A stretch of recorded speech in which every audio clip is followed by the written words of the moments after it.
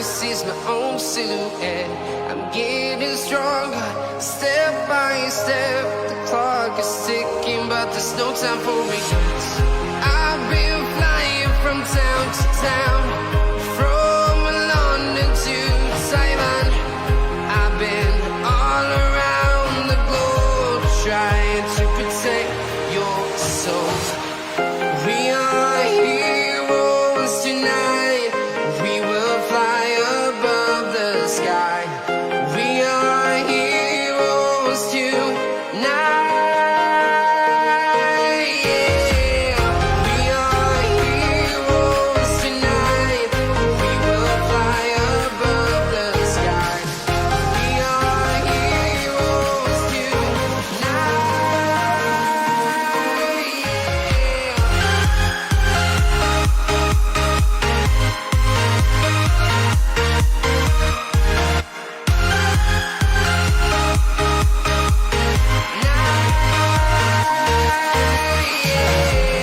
Feel like a dynamite, ready to explore right up in the sky.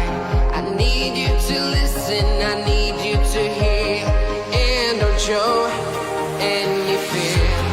I've been flying from town to town, from London to Taiwan. I've been all around the globe, trying to protect your soul. We are heroes tonight. We will fly above the sky. We are heroes tonight. Yeah. We are heroes tonight. We will fly above the sky. We are heroes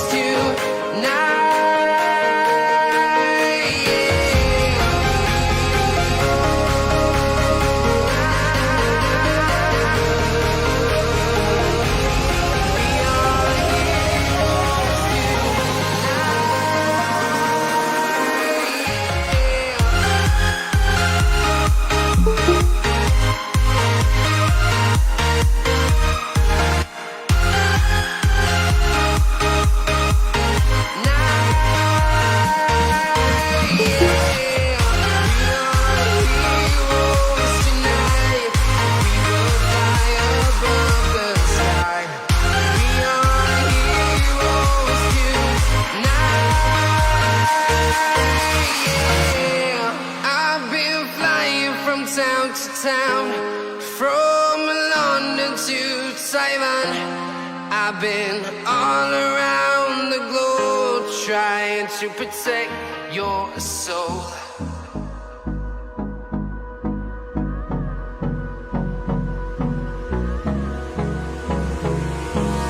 Hold me close till I get up. Time is barely on our side. I don't wanna waste what's left. The storms we chase are leading us, and love is all we'll ever trust. Yeah, no, I don't wanna waste what's left. And on we'll go, through the wastelands, through the highways, till my shadow turns to sun rays. And on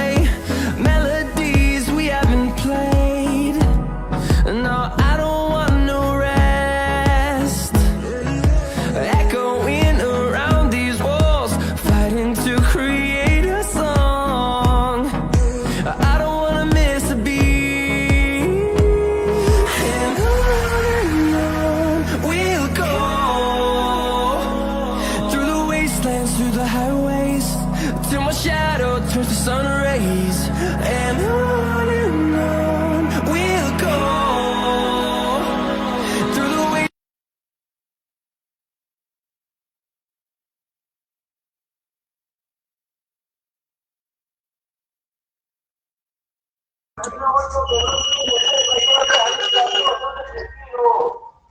que tú le digas a los amigos cuando te guardas, yo de a mí tampoco me sentido.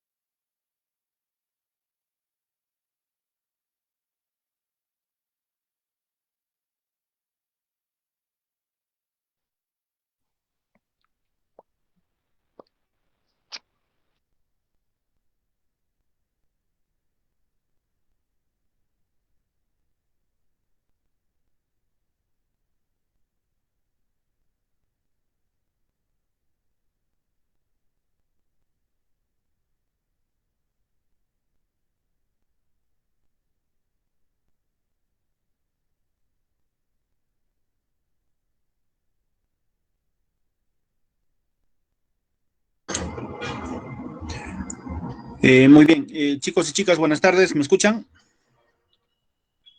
Buenas tardes, Sí, profesor. profesor. Ok, buenas tardes Buenas con tardes, todos. profesor. Sí, se lo escucha. Ok, siendo la primera clase correspondiente a este programa semestral, ya es dable, ¿no? Que el docente se presente. Ya, mi nombre es Fernando Castillo Quinteros, estás en el curso de Educación Cívica, ya, Formación Ciudadana y Cívica, en realidad se llama el curso. Ya, en la primera semana de clases, ¿no? Normalmente en todos los cursos se desarrolla una semana introductoria. Ya esta clase introductoria tiene la finalidad de ver con qué nivel en el curso están ingresando los alumnos, ¿no? Entonces, mira, yo estoy presentando en esta clase una miscelánea, o sea, una serie de preguntas de diferentes temas del curso de educación cívica, ya en la cual va a haber bastante interacción con ustedes. Les voy a consultar, les voy a preguntar muchas de estas interrogantes de tal manera que yo pueda también evaluar, ¿no? Si ustedes han tenido conocimientos previos del curso de educación cívica, que estoy seguro que sí, porque en todos los colegios se lleva pues justamente este curso. Ya, la idea es en todo caso si recuerdas o no recuerdas los temas que has desarrollado en el colegio del curso de formación ciudadana y cívica, ya de tal manera que esto pueda determinar en el docente la metodología de trabajo que vaya a tener a lo largo del programa semestral. Ya, entonces, chicos, por favor, yo les voy a pedir bastante atención y bastante participación, sobre todo en las preguntas que les vaya a formular. Ya, mira, el curso de educación cívica, proviene de dos voces latinas, educare y civis. Educare significa enseñar, adiestrar, y civis significa ciudad o ciudadano. Entonces, el curso o la asignatura de educación cívica lo que busca es enseñar a las personas a comportarse como ciudadanos dentro de la sociedad. Ese es el objetivo que tiene el curso de educación cívica. Tú sabes que una persona adquiere la calidad de ser ciudadano a partir de los 18 años. Cumple 18 años, se convierte en ciudadano. Y como ciudadano va a tener derechos y deberes, ¿ya? Y el ciudadano debe conocer cuáles son sus derechos y cuáles van a ser también sus deberes, ¿ya? Por ejemplo, ahorita estamos en época electoral. Muchos ciudadanos no saben en qué consiste el sufragio. Muchos ciudadanos no saben a quién están yendo a elegir, por cuánto tiempo lo van a hacer, o cuál es la metodología en cómo deben sufragar. ¿Ya? Eso justamente te han enseñado a lo largo de toda la primaria y secundaria en el curso de formación ciudadana y cívica. ¿Ya? Bueno, que en preuniversitario le llamamos educación cívica simplemente. ¿Ya? Por ejemplo, ¿no? En algún momento tú como ciudadano o ciudadana te vas a casar, te vas a enamorar y, bueno, vas a contraer matrimonio, ¿no? Vas a unirte formalmente a tu pareja a través del matrimonio. Pero, ¿qué viene a ser el matrimonio? ¿Qué requisitos se requiere para que las personas se puedan casar? ¿Ante qué autoridad tienen que concurrir para que estas personas se puedan casar? Ya, esta es una institución que también se estudia en el curso de educación cívica. Mira, el matrimonio es la unión de dos personas, unión voluntaria de dos personas ante una autoridad que se llama alcalde. Claro, según el Código Civil, la autoridad llamada a celebrar matrimonios civiles, no religiosos, sino civiles, es el alcalde. Sin embargo, también dice el Código Civil que por las múltiples funciones que pueda tener el alcalde, este puede delegar en registradores civiles, justo lo que ha puesto ahí Teddy, ¿no? En el comentario. En un registrador civil puede delegar la función de celebrar matrimonios en su nombre. Tú sabes que el alcalde tiene múltiples funciones, obras que inaugurar, etcétera, ¿no? Entonces no puede pasarse pues todo el tiempo celebrando matrimonios. Todos los días las personas quieren casarse, no sé qué les pasa, quieren casarse todos los días. Imagínate, ¿no? En este caso, pues no, que el alcalde tenga que celebrar matrimonios todos los días. Obviamente ya no atendería las otras atribuciones que tiene que realizar. Es por eso que la ley le da esta salvedad, le dice, ¿no? Puedes delegar, emites una resolución de alcaldía, nombras registradores civiles y ellos se van a encargar, en este caso, de celebrar matrimonios. Entonces, cuando tú quieras casarte, tienes que acudir a la municipalidad en busca de los registradores civiles. Y ese registrador te va a pedir una serie de requisitos para que se pueda formalizar el matrimonio. ¿Y cuáles son los requisitos? Por ejemplo, si las personas quieren contraer matrimonio, tienen que llevar como requisito copia del DNI, copia de la partida de nacimiento. Tienen que llevar también un certificado domiciliario, el certificado médico serológico, ¿ya? 2 testigos por contrayente y la publicación de edictos y avisos matrimoniales. Esos son los requisitos, ¿ya? Documentales me refiero, para que las personas se puedan casar. Digo documentales porque hay otros requisitos, ¿no? Que son obvios. Por ejemplo, no, profesor, ¿qué requisito es obvio? Cuando te quieras casar, obviamente tienes que tener una pareja, pues, ¿no? Solito no vas a decir, me quiero casar. ¿Con quién te vas a casar? Ah, con la pareja, pues no, tienes que tener un requisito obvio, es la pareja. Otro requisito obvio es que la pareja tiene que ser de diferente sexo. No pueden ir 2 varones al registro civil y decirme, nos queremos casar. Discúlpame, en el Perú no existe el matrimonio homosexual. En el Perú se promueve el matrimonio heterosexual, por lo tanto no estarían aptos para casarse. ¿Ya? Entonces, obviamente hay requisitos, pues, ¿no? Que se van a requerir, que son obvios, ¿ya? Pero los que yo te decía, los documentales, el DNI, la partida de nacimiento, el certificado domiciliario, el certificado médico, los testigos, etcétera. Esos son requisitos establecidos en el Código Civil. De tal manera que los ciudadanos puedan contraer matrimonio. Eso lo conoces desde el curso de educación cívica, ¿ya? No existe, pues, profesor, pero la señora acá está queriendo probar eso en su gestión. Bueno, en primer lugar, eso también, ¿no? Es parte de la cultura cívica. Cuando los ciudadanos escuchamos a los candidatos, las promesas electorales, ¿no? Y bueno, si yo estuviera frente de una persona que está prometiendo algo que no lo puede hacer, se lo diría. No, por ejemplo, te dice, no, yo si llego al gobierno voy a promover el matrimonio homosexual o voy a establecer el matrimonio homosexual. Un momentito, no, usted no puede hacer eso. Presidente de la República no puede legislar. Para eso existe un Congreso de la República. Usted podrá presentar una iniciativa para la formación de una ley, pero eso va a depender del Congreso, si lo aprueba o no lo aprueba. El Código Civil actualmente dice que el matrimonio es heterosexual. Si se va a cambiar eso del Código Civil, tiene que haber pues una iniciativa legislativa, tiene que haber un dictamen, un debate, una aprobación en el Congreso, para que recién usted ahí pueda promulgar esa ley. Mientras tanto, no prometa algo que no está en sus manos. ¿Es así? Ya. Entonces, justamente, pues, ¿no? Esos son temas, pues, ¿no? Que una persona debería conocer y que se les enseña en el curso de educación cívica. Por ejemplo, las personas van a sufragar, ¿ya? Van a sufragar y cuando llegan al colegio, a la mesa electoral, no saben cómo hacerlo, ¿no? Están preguntándole al miembro de mesa, ¿a quién tengo que elegir? Obviamente, la Constitución dice que el voto es libre y además es secreto. Le dice, no, ¿a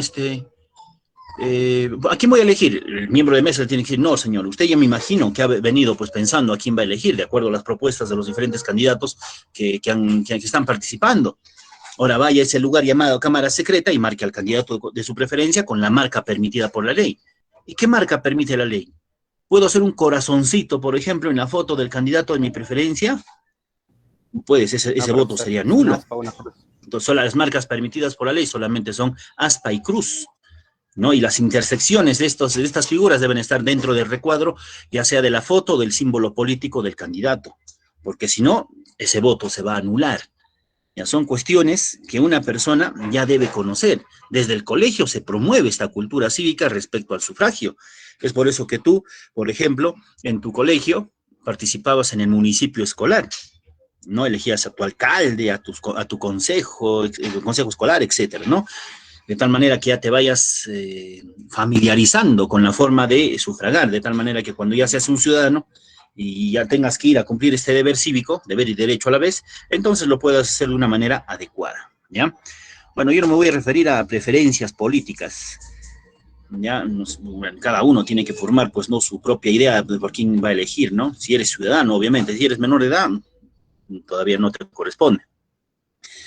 Ya cada uno tiene sus propuestas, escuchar a los dos candidatos y luego analizar. No hacer caso a lo que leas, no hacer caso a lo que te digan, sino investiga, analiza qué ideología tiene uno, qué ideología tiene el otro. No, si esta ideología se puede implantar en nuestro país o le conviene a nuestro país, o si esta ideología no le conviene a nuestro país. Y si esta forma de gobierno le conviene. Luego de analizar las ideologías, analiza a la persona. Esta persona puede proponer el oro y el moro, pero esta persona estará capacitada moral y académicamente para cumplir lo que está prometiendo, también hay que analizar. Y para eso tienes que conocer a esa persona, lee su hoja de vida, infórmate sobre sus antecedentes como ser humano, ¿no? Si tiene antecedentes penales, policiales, judiciales, etcétera, ¿no? Entonces, luego de eso, ya decides, pues, ¿no? A quién vas a elegir.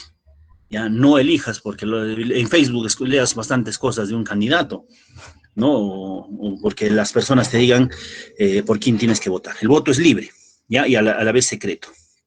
¿Ya, chicos? Ya, ahora, como dicen ahí, ninguno es bueno para la presidencia de la República. Hay una tercera opción. La tercera opción como ciudadano, y es tu derecho, es marcar en blanco, dejarlo en blanco tu cédula de sufragio o viciarlo, porque hay una alternativa, ¿no? 2/3 del total de votación de los... del total de ciudadanos hábiles para sufragar, votan en blanco o vician su voto, entonces las elecciones se anulan. Ya, eso dice la propia Constitución política. Entonces, en realidad no tenemos 2 opciones, sino tenemos 3 opciones. Pedro Castillo, Keiko o dejar en blanco. Pero ¿quién votó, profe? ¿Qué acabo de decir? Una de las características del voto, que es, empieza con C y termina con creto. Secreto, profe. Claro. Secreto. Profe, una pregunta. Sí. Profe, Sí. si se logra hacer eso de los votos en blanco y las personas logramos todo eso y se anula el proceso electoral y cómo, o sea, los nuevos, o sea, los dos, Keiko y Castillo, volverían a otra vez a la misma cosa. Ya, aquí hay diferentes interpretaciones, ¿no?, de lo que dice la ley. Ya la ley de elecciones dice, pues no, que si se anulan las elecciones, entonces se anula totalmente las elecciones, dice. No dice se anula parcialmente. Entonces yo he escuchado diferentes juristas, dicen, no, si eso sucediera, si más de 2/3 votan en blanco viciado, se anulan las elecciones, pero solamente con los 2 candidatos. Entonces, ¿qué sentido tendría? Eso no dice la ley exactamente. La ley dice se anula totalmente las elecciones. ¿Qué significa anular totalmente? Que el presidente actual, Francisco Sagasti, tendría que convocar nuevamente a elecciones en una fecha. Y nuevamente el Jurado Nacional tendría que inscribir candidatos para cualquier persona que quiera postular y que cumpla con los requisitos establecidos en la ley. No dice la ley que si se anula las elecciones cuando se obtiene más de 2/3 de votos nulos en blanco, los dos candidatos vuelven a votar. Entonces, ¿qué sentido tendría de anular? Es más gasto para nuestro país. Ya, en realidad hay que interpretar esa ley, ¿ya? Y el encargado de interpretar la Constitución política, porque en la Constitución también está esto, es el Tribunal Constitucional. Pero ahorita tenemos un Tribunal Constitucional timorato, miedoso, que no quiere meterse en este tema. Ya, bueno, en realidad lo que están buscando es que uno u otro llegue pues al poder, ¿no? Por eso no se manifiestan sobre ello. Profesor, Sí, te escucho. profesor, cuando se anulan las elecciones, ¿solo serían presidenciales o también serían congresales? Presidenciales o no, solamente presidenciales. No se anula todo lo del Congreso, solamente presidenciales. Ya los congresistas ya están elegidos. Sería un gasto innecesario, pues el pueblo ya se manifestó respecto a las elecciones congresales. Si se anulan las elecciones serían presidenciales, ya no congresales. Ya, bueno, estos son temas electorales, ¿no? Que actualmente, ¿cuándo es la segunda vuelta? ¿Quién me puede decir? El de junio, 6 de junio. 6 de junio. 6 de junio, profesor. Entonces, el 6 de junio, analizando, informándonos sobre ideologías, sobre antecedentes de esta persona, si eres ciudadano, acude a votar responsablemente. No votes porque alguien te diga que... ¿Por quién vas a votar, ah? Por el X candidato. Ah, tú eres mi amiga, yo voy a votar entonces igual. Ese es ser un borreguito. No sean borreguitos porque después están echando la culpa a los demás. ¿No? Nosotros somos arquitectos del destino de nuestro país. De nuestra decisión depende, pues no, si al Perú le va mal, es nuestra culpa. Si el Perú progresa con la decisión que hemos tomado, va a ser también por nuestra razón, ¿no? Porque nosotros hemos elegido. Eso es democracia. Ya, chicos, entonces tengan en cuenta eso, por favor. Ya, no me voy a manifestar, en realidad me están preguntando algunos, ¿no? ¿Por quién votarías?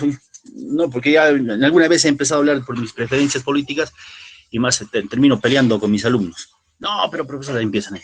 ¿Pero qué ha hecho esto? No, pero este no. Empieza. Cada uno por eso forme su propia idea. Voy a acogerme a la característica que dice la Constitución respecto al voto, que es secreto. Ya, así que no voy a manifestarme sobre ello. Yo voto por Alan. Alan ya fue ya. Alan ya murió.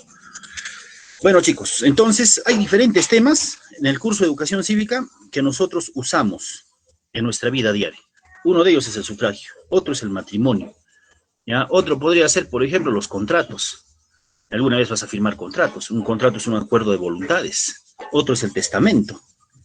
¿No? Alguna vez alguien va a morir, un familiar, Dios no quiera que sea pronto, ¿ya? Y va a heredar los bienes. Y si hereda de dos maneras. Hereda a través de una sucesión testamentaria o a través de una sucesión intestada. La mayoría de las personas heredan por sucesión intestada, o sea, no hacen testamento cuando mueren. Entonces sus familiares tienen que acudir donde el notario, tienen que acudir, ¿no?, al juez para que el juez reparta los bienes. ¿Ya? ¿Cuándo un contrato pasa a ser estable? En contrato laboral te refieres. Un contrato laboral pasa a ser estable a partir del cuarto mes de continuidad del contrato. La ley dice de que hay un periodo de prueba que corresponde a 3 meses. Por ejemplo, no, te contrato para que trabajes para mí. Tengo 3 meses para votarte cuando me dé la gana. ¿Por qué? Porque estás en esos 3 meses, estás en periodo de prueba.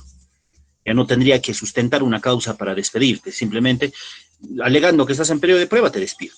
Pero si pasas el periodo de prueba, que es de 3 meses, desde el cuarto mes ya es estable el contrato. Estable en el tiempo de vigencia, ¿no? Si te he hecho firmar 1 año de contrato, entonces es estable durante el año. Ahora, si el contrato es indeterminado, entonces no tiene fecha de caducidad. O sea, tu contrato va a seguir vigente, ¿no? Hasta que des una razón tú para que te despidan. ¿Ya? Bueno. Listo. A ver, resolvamos entonces las preguntas que he propuesto ahí, ¿eh? Pregunta número 1 dice: identifica la alternativa que no es parte de las características de la identidad nacional. Ya, en primer lugar, ¿qué cosa es identidad nacional? Identidad nacional es cuando una persona se siente parte de una colectividad, conjunto de ideas, símbolos, etcétera, que le permite a una persona sentirse parte de una colectividad. Todos nosotros, por ejemplo, cuando lo habrás escuchado, ¿no? Cuando un peruano se va al extranjero, manifiesta su identidad nacional. ¿no? Enseña en el extranjero, dice, no, en el Perú cocinamos la pachamanquita de esta manera, no, en el Perú hacemos el ceviche, tomamos el pisco sour, tenemos centros turísticos que visitar, Machu Picchu, etc. Es identidad nacional, se identifica con esa nación, ¿ya? A través, pues, ¿no? Ya sea de bienes, a través de ideas, a través de símbolos, ¿ya? La identidad nacional, entonces, chicos, lo que busca es, pues, ¿no? Que esta persona se sienta parte de cierto grupo social. Acá nos dice que identifiquemos la alternativa que no es parte de una característica de identidad nacional. A ver, analicemos. Patrones culturales propios, eso sí es característica de la identidad nacional. Sentido de pertenencia a su grupo, muy bien, también es una característica de la identidad nacional. Espíritu de cuerpo, también es identidad nacional. Identificación con su grupo de pertenencia, sí. ¿Ya? Promover la violencia, no, pues eso no es identidad nacional, ¿no? Eso sería, pues, vandalismo o criminalidad, más no identidad nacional. Ya, chicos, entonces la alternativa, como bien lo están escribiendo ahí en los comentarios, es la alternativa E. 2. Frente a los problemas de convivencia social en el Perú, infiera la alternativa de solución frente a la discriminación. Ya, primero, ¿qué cosa es discriminar? Discriminar es tratar de diferente manera a una persona sin tener ninguna razón para hacerlo. Por ejemplo, ¿no? Yo digo, a ver, todos prendan su cámara. Ya, entonces todo el mundo prende su camarita, veo un alumno morenito, digo, ya morenito, lo retiro del salón, del aula virtual.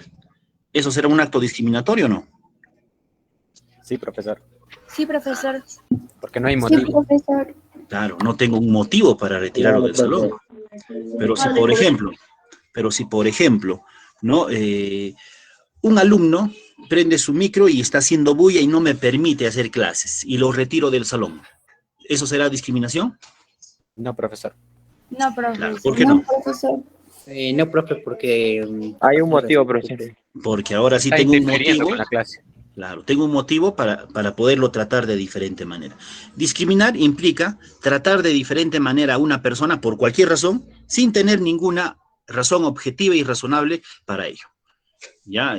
La discriminación se puede dar por una cuestión racial, por una cuestión económica, por opción sexual, por religión, no sé, por idioma, no sé, diferentes formas de discriminar, sin tener razones objetivas y razonables para tratarlo de diferente manera, ¿ya? Eso viene a ser la discriminación, ¿ya? Dice, frente a los problemas de convivencia social en el Perú, infiera la alternativa de solución frente a la discriminación. ¿Ya? ¿Cuál sería la solución para que no se esté discriminando? La interculturalidad. La respuesta es la B. He visto que han respondido algunos la alienación. Alienación es un problema también de convivencia social que implica que una persona pierde su propia identidad cultural para adquirir rasgos culturales ajenos. Por ejemplo, acuérdense, el 31 de octubre, ¿qué ha celebrado el año pasado? ¿Ha celebrado el Día de la Canción Criolla o ha celebrado Halloween? Halloween. Claro, la mayoría se ha disfrazado, ha salido pintado en la calle, Halloween. Eso es alienación. ¿Por qué? Porque vas perdiendo la identidad nacional, o sea, tus costumbres, tus tradiciones, no lo celebras. ¿Por qué? Porque vas adquiriendo rasgos ajenos. Halloween es una costumbre anglosajona. ¿Ya? Profesor, Entonces, también, pero creo que depende del entorno que te rodea.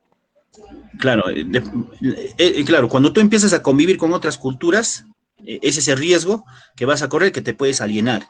O sea, vas a preferir sus rasgos culturales y vas a ir perdiendo tu propia identidad cultural. A eso se llama alienación. Y la alienación no es una solución, pues, a la discriminación. En cambio, ¿qué cosa es la interculturalidad? La interculturalidad es la convivencia de varias culturas en condiciones de igualdad. Obviamente, sin discriminar. Nosotros convivimos con diferentes culturas dentro de una misma sociedad. Convivimos con venezolanos, convivimos con huancavelicanos, no sé, no solamente huancas viven aquí, en Huancayo. Diferentes culturas convivimos, hay interculturalidad. Entonces, la interculturalidad implica que nosotros compartimos con estas personas sin atacarlas, ¿ya? Y esto es un medio de solución, ¿no? Para que en este caso no se dé o no se genere la discriminación dentro del Estado. ¿Ya, chicos? Entonces, por eso la respuesta es la alternativa B. 3 dice, son características de las normas morales, excepto... Al primero recordemos, ¿qué cosas son normas morales? Ustedes saben, a ver, una recomendación. Los comentarios, para no distraernos, son respecto a la clase. ¿Ya, chicos? No distinto a la clase. Ya, atentos, por favor. Si vas a comentar, es lo que el docente está resolviendo. Y ahí hemos tenido un momento para debatir sobre ese tema, ya pasó. Ya, entonces, atentos a la clase, debatan sobre lo que el docente está hablando. Ahora, si no quieres debatir sobre eso, entonces no escribas nada mejor. ¿Ya, chicos? Muy bien. 3 dice, son características de las normas morales. Tú sabes que el ser humano es un ser social. ¿Qué significa? No se aísla. El profe convive con el ser humano convive con las personas. Ya, entonces, en esa convivencia se puede generar conflictos. Y estos conflictos, obviamente, tienen que solucionarse en base a las normas. Las normas permiten que las personas tengan, en este caso, una convivencia pacífica. ¿Y cuántas clases de normas existen? Existen 4 clases de normas. ¿Ya? Existe, por ejemplo, norma moral, norma social, norma religiosa y norma jurídica. 4 clases de normas. Las normas morales, escúchame las características, son el conjunto de reglas que nacen en uno mismo, en nuestra propia conciencia, ¿ya? Y se exteriorizan a través del ejercicio de valores. Todos los días tú ejerces valores, solidaridad, respeto, honestidad, puntualidad, orden, limpieza, etc. Esos valores son parte de tus normas morales. ¿Y dónde han nacido estas normas morales? En tu propia conciencia. Ya, ahí han nacido tus normas morales. Las normas morales, cuando se incumplen, generan remordimiento. Si ha nacido en tu conciencia, tu propia conciencia te va a sancionar cuando incumplas tus propias normas morales. Las normas morales son incoercibles. ¿Qué significa? El Estado no sanciona a una persona que incumple con sus propias normas morales. Ejemplo, tú dices, voy a ser solidario. La solidaridad es un valor, y como es un valor, está dentro de las normas morales. Pero en determinado momento no fuiste solidario. Alguien te pidió limosna, necesitaba para poder comer algo. Tú tenías dinero, pero no le quisiste dar. Incumpliste con tu deber de ser solidario. ¿No? ¿Cuál va a ser tu sanción? Tu sanción va a ser que te vas a sentir mal. Cuando analices este acto, tu propia conciencia te lo va a reprochar. A eso se llama remordimiento. Al Estado no le va a interesar sancionarte. Por ejemplo, ¿no? Pasas de enfrente a un indigente, te pide limosna, tú tienes dinero, pero no se lo das. Incumples con la solidaridad que tú solito te has impuesto. Un policía ve este acto y te dice, a la cárcel. ¿Por qué? ¿Por qué me vas a llevar a la cárcel?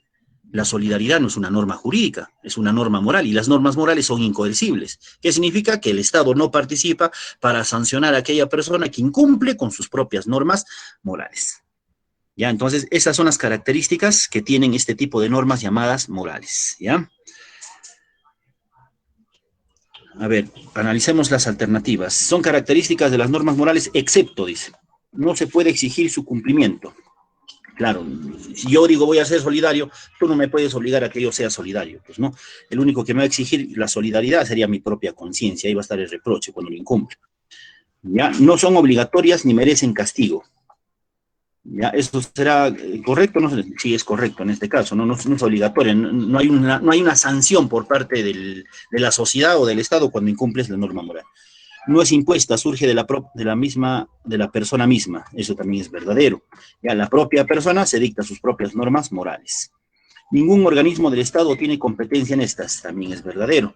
Ya el Estado no sanciona a aquella persona que incumple sus normas morales. Corresponde al campo del respeto de los demás. Ya esto no es característica de las normas morales, sino es característica de las normas sociales. ¿Ya?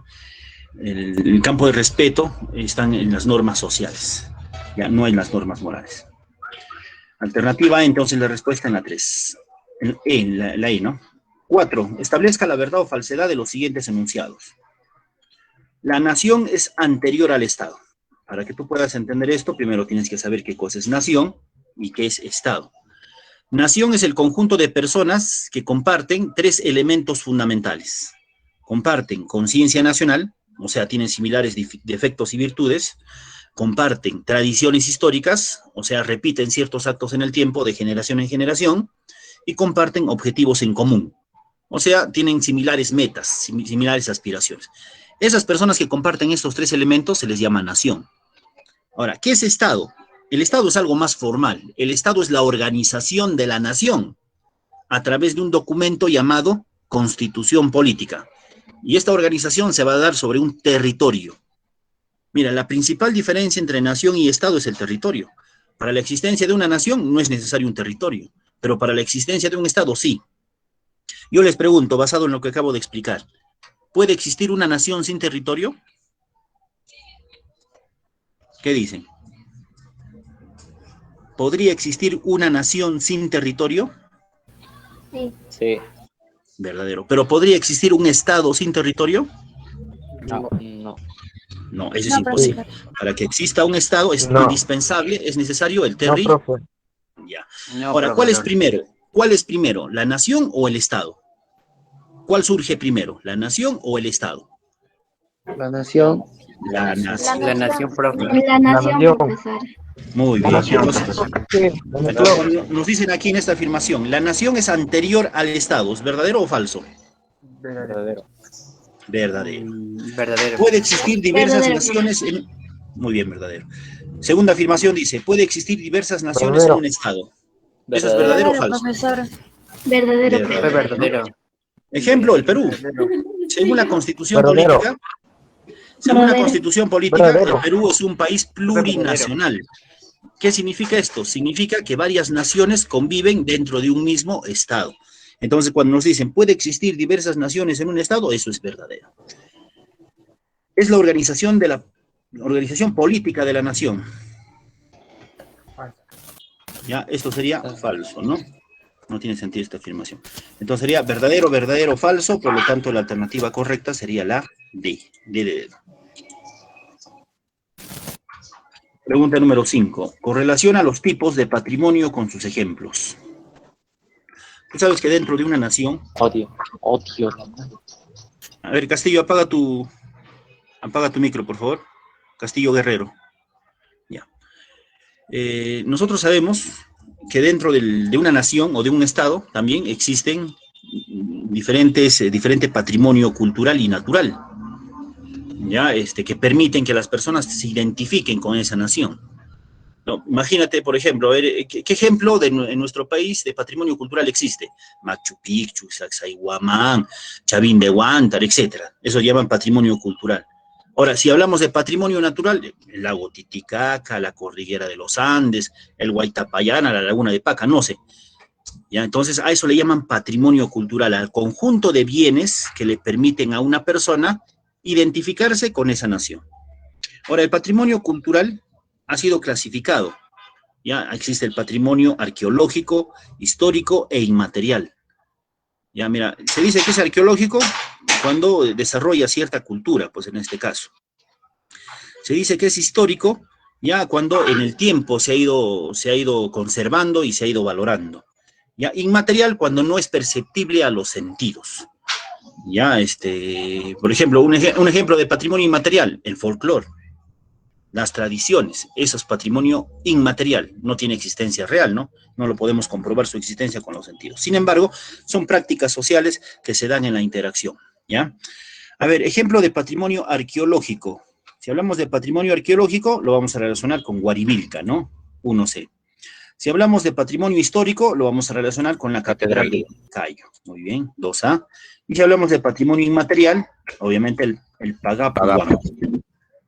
Entonces, la relación correcta sería 1C, 2A y 3B. Por lo tanto, lo correcto sería la alternativa C. Esto sería lo correcto, ¿no? Pregunta número 6. Establezca la verdad o falsedad de los siguientes enunciados. Todo nacional es ciudadano, exceptuando a los menores de edad. ¿Eso será verdadero o falso? Ahora yo les pregunto primero. ¿Desde cuándo se adquiere la nacionalidad? Desde que nacemos. 18 años. Desde nacimiento. Desde el nacimiento. Desde el nacimiento, ¿ya? ¿Y desde cuándo se adquiere la ciudadanía? 18, mayoría de 18 años. A partir de los 18. La mayoría de edad. Desde el nacimiento. Claro, entonces la ciudadanía se adquiere a los 18 años, ya previa inscripción electoral, dice la Constitución política. Ya, aquí en esta afirmación nos dicen, todo nacional es ciudadano, exceptuando a los menores de edad. ¿Eso será verdadero o falso? Por ejemplo, varios de ustedes son menores. A ver, varios de ustedes son menores de edad. Ustedes tienen la nacionalidad peruana, pero tendrán la ciudadanía. Falso. A ver, otra vez, analicemos bien la afirmación. Dice, todo nacional es ciudadano, exceptuando a los menores de edad. ¿Verdadero o falso? Verdadero. Es verdadero. Es verdadero. Verdadero. Verdadero. Como te decía, muchos de ustedes que están en clase son menores de edad. Tienen nacionalidad peruana, pero todavía no tienen la ciudadanía. Eso es lo que nos está diciendo. Todo nacional es ciudadano, exceptuando a los menores de edad. Los menores de edad todavía no son ciudadanos. Tienen nacionalidad peruana, pero todavía no la ciudadanía. La ciudadanía lo van a tener recién al cumplimiento de los 18 años, previa inscripción electoral. Segunda afirmación dice, existe la doble nacionalidad entre peruanos y ecuatorianos. ¿Será verdadero o falso? El Perú ha ido firmando pactos de doble o múltiple nacionalidad, como es el caso, por ejemplo, con España. Ya en el año de 1959 hemos firmado un pacto de doble nacionalidad, el cual permite que un peruano se pueda nacionalizar español y viceversa, un español con nacionalidad peruana, sin que pierdan su nacionalidad de origen. ¿Ya? Ahora, también con los países de la Comunidad Andina de Naciones se ha firmado pactos de doble o múltiple nacionalidad. Profesor, ¿y qué países pertenecen a la Comunidad Andina de Naciones, a la CAN? Pertenece Bolivia, Ecuador, Colombia y Perú. 4 países pertenecen a la CAN. ¿Ya? Entonces, cuando te dice aquí en esta afirmación, existe la doble nacionalidad entre peruanos y ecuatorianos, ¿era verdadero o falso? Verdadero, profesor. Verdadero, profesor. Verdadero, profesor. Supongo que verdadero. Verdadero. ¿Ya? Tercera afirmación dice, nadie puede ser despojado de su nacionalidad. Verdadero. Verdadero. Verdadero. Muy bien, esta afirmación es Verdadero, verdadera. profesor. Verdadero. Según la propia Constitución política, la nacionalidad es un derecho humano y como tal, a nadie se le puede despojar de la misma. ¿Ya? La Constitución Verdadero. dice que solamente se puede perder la nacionalidad a través de la renuncia. No hay otra manera de hacerlo. Si tú renuncias a tu nacionalidad, ahí te desvinculas del Perú. Pero mientras no hagas renuncia, nadie te puede despojar de tu nacionalidad convirtiéndote en un apátrida. Apátrida es aquella persona a quien se le despojó de la nacionalidad. La Constitución del 93 prohíbe que se conviertan en apátridas a las personas, o sea, que se les quite su nacionalidad.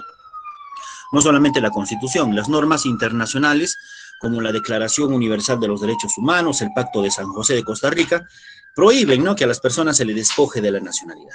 ¿Ya? Entonces, cuando nos dicen aquí en esta afirmación, nadie puede ser despojado de su nacionalidad, eso es verdadero. ¿Ya? Entonces, todo es verdadero, por lo tanto, la alternativa correcta es la alternativa A. Pregunta número 7. Dice, identifique quiénes pueden ser peruanos por naturalización. ¿Ya? Acá nos están preguntando la forma en cómo se adquiere la nacionalidad. Que recordemos cómo una persona se puede adquirir la nacionalidad. No solamente naciendo se adquiere la nacionalidad, naciendo en un determinado lugar me refiero, sino que también se puede adquirir nacionalidad naciendo en el extranjero, pero teniendo un familiar de nacionalidad peruana hasta la 3ª generación. A eso le llaman el derecho de sangre. ¿Ya? Cuando nos preguntas, Nando, sobre la persona que comete traición a la patria, tampoco se le puede quitar su nacionalidad. ¿Ya? Se le sancionará, pues se le mandará a la cárcel, pero no le pueden quitar su nacionalidad. Solamente se pierde la nacionalidad por renuncia, ya no hay otra manera. ¿Ya? Mira, hay varias formas, como te decía, de adquirir nacionalidad. Uno es naciendo, a eso le llaman derecho de suelo. Ya naciste en el territorio del Perú, tienes nacionalidad por derecho de suelo. Otra forma de adquirir nacionalidad es cuando una persona nace en el extranjero, pero tiene algún familiar de nacionalidad peruana. Ya eso le llaman el derecho de sangre. Ya ese familiar debe tener una relación parental hasta la 3ª generación. Ahora también existe la nacionalidad por opción, que se adquiere casándose. Un extranjero se puede casar con una peruana o un peruano, dependiendo del sexo del extranjero. ¿Ya? Y ese acto de matrimonio hace que ese extranjero adquiera nacionalidad peruana por el derecho de opción.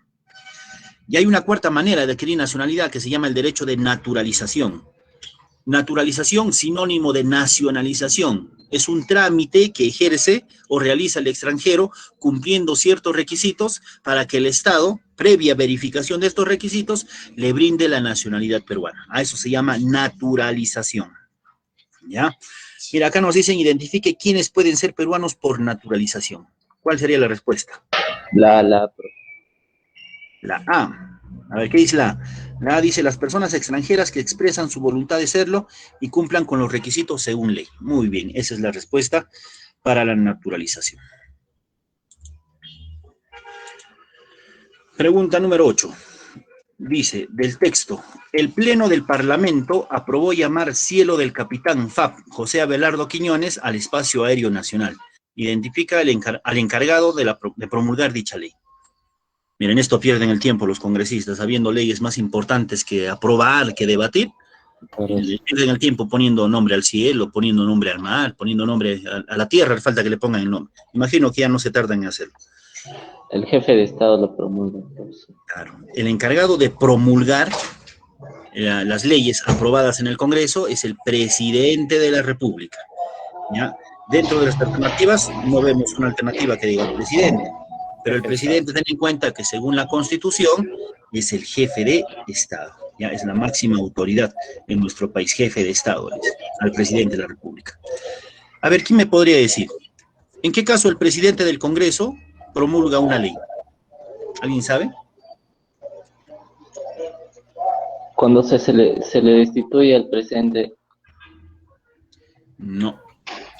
Si se le destituye al presidente, alguien le reemplaza, pues no, se le reemplaza un vicepresidente que se convierte en presidente, o si no, un presidente interino como el que tenemos ahora, ¿no? Que va a ser temporal hasta que se elija otro presidente, ¿no? Pero siempre va a haber un presidente de la República. ¿Leyes de emergencia?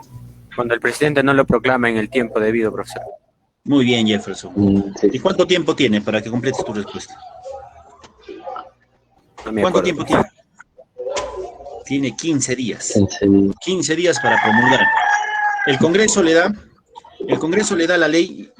Apaga tu micro, Castillo Guerrero. Muy bien, está bien que participes, pero cuando ya no lo hagas, apágalo, si no se filtra el sonido. Gracias. Mira, el Congreso aprueba la ley. Luego de aprobarlo, se lo dan al presidente. Le dicen, presidente, promúlgalo. ¿Qué significa promulgar? Significa que el presidente lo lee y lo firma, y luego lo manda a publicar al Diario Oficial El Peruano. ¿Ya? ¿Y cuánto tiempo le dan para que ejerza este acto? Le dan, según la Constitución, 15 días. Ajá. Ahora, ¿qué pasaría si pasan los 15 días y el presidente no promulga y tampoco observa? Entonces, el presidente del Congreso le dice, ¿no? Tácitamente le dice, presidente, no te vamos a esperar por siempre. Entonces, habiendo transcurrido los 15 días, el presidente del Congreso lo firma y él mismo lo manda a publicar al Diario Oficial El Peruano. Ya en ese caso, él podría promulgarlo, ¿ya? Pregunta número 9.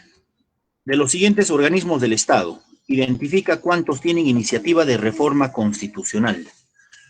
A ver, reforma constitucional. La reforma constitucional es el acto por el cual se puede modificar la Constitución, lo que últimamente se está hablando mucho en nuestro país, ¿no? Últimamente hay un candidato que dice, vamos a cambiar la Constitución. Y otra candidata dice, no, permanece la Constitución de mi papi, dice, ¿no? No quiere cambiar. O sea, tú sabes que esta Constitución del 93 ha sido promulgada por Alberto Fujimori, elaborado por un Congreso Constituyente Democrático de mayoría fujimorista y promulgado por Alberto Fujimori. Por eso la hija defiende, ¿no?, la vigencia de esta Constitución, mientras el otro candidato está promoviendo la reforma constitucional. ¿Ya? ¿Qué dice la Constitución? No es que a alguien se le ocurre y ya se cambia la Constitución política. No es que el presidente dice, no, yo llego al poder y cambio la Constitución. No es así. La propia Constitución establece el mecanismo a través del cual se puede modificar la Constitución política. Mira, si se quiere hacer reforma total de la Constitución, primero tiene que haber un referéndum. Se tiene que juntar firmas, el 10% de la población electoral nacional. Juntando estas firmas, habría una consulta al pueblo. Le dicen, pueblo, ¿estás de acuerdo con cambiar la Constitución? Si el pueblo en su mayoría dice sí, se cambia la Constitución. Si el pueblo en su mayoría dice no, se mantiene como está.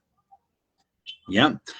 Ahora, si se quiere hacer una reforma parcial de la Constitución, el artículo 206 de la propia Carta Magna nos dice que primero tiene que haber una solicitud. Y eso es lo que nos están cuestionando en esta pregunta. ¿Ya? ¿Quiénes pueden solicitar la reforma parcial de la Constitución? Lo puede solicitar el presidente de la República, ¿no?, que pertenece al Poder Ejecutivo. Lo pueden solicitar los mismos congresistas o también los ciudadanos, ya juntando firmas. ¿Cuántas firmas? El 0.3% de la población electoral nacional. Ellos son los capacitados para que puedan solicitar la reforma de la Constitución política. Acá cuando nos dicen, a ver, identifica cuántos tienen iniciativa de reforma constitucional. ¿El Ministerio Público? No, él no puede solicitar reforma de la Constitución.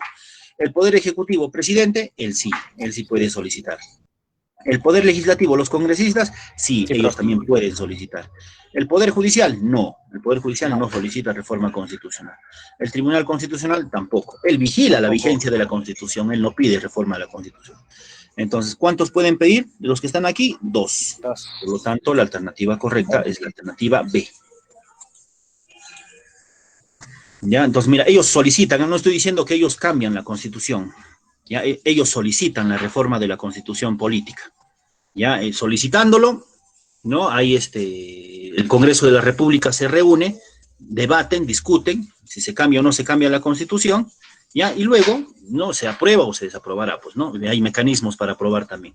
Uno de los mecanismos es que le consulten al pueblo, otro mecanismo es que se obtenga por lo menos 87 votos de los congresistas para que se pueda cambiar la Constitución. Ya, chicos, entonces, esa es la alternativa en la pregunta número 9. Pregunta 10. Ordena adecuadamente sobre la elaboración de la ley y su procedimiento. ¿Ya? ¿Cómo nace una ley? Igualito, ¿no? Si se van a implantar leyes en nuestro país, tiene que haber un proceso legislativo. No es que a alguien se le ocurra una ley y al día siguiente ya está vigente, ya es obligatoria, ya nos exigen, no es así. Tiene que haber un proceso legislativo, le llaman. ¿Y cuál es ese proceso legislativo? Empieza la formación de una ley a través de la iniciativa legislativa. Iniciativa legislativa es cuando un ciudadano, el congresista o el presidente, promueve un proyecto de ley, presenta un proyecto de ley al Congreso. Luego de la iniciativa viene el dictamen, o sea, la selección de los proyectos de ley que llegan al Congreso.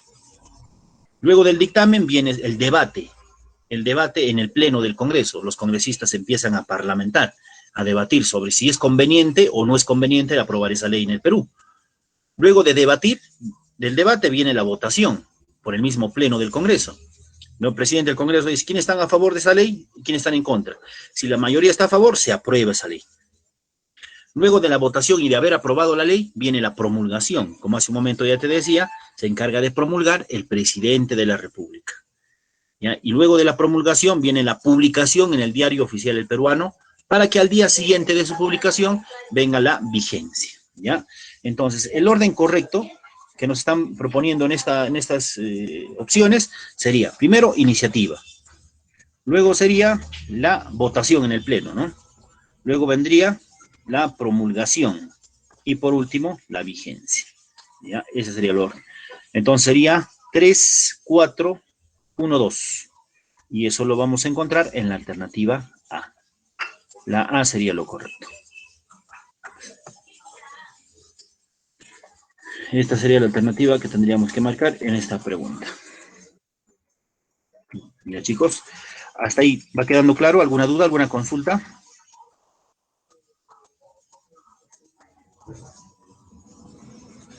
Ninguna, profe.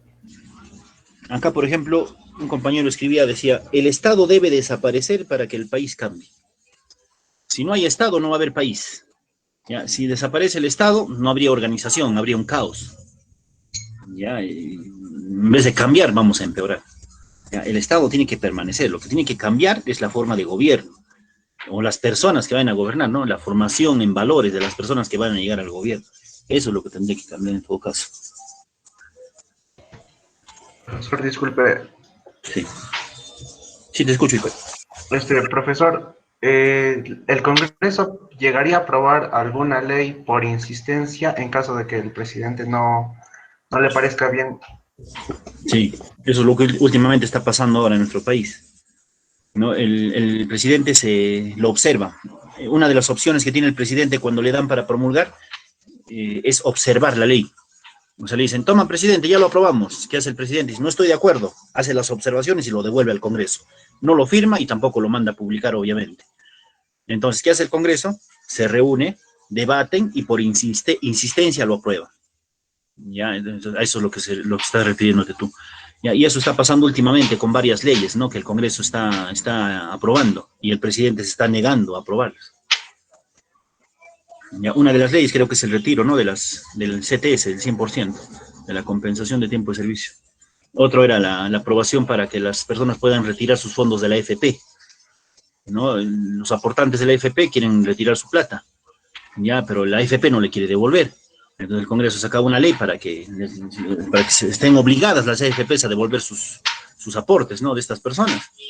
Ya, pero el presidente no le ha parecido justo, le ha dicho, no, yo lo voy a observar. Lo que ha hecho el Congreso lo ha aprobado por insistencia. ¿Ya?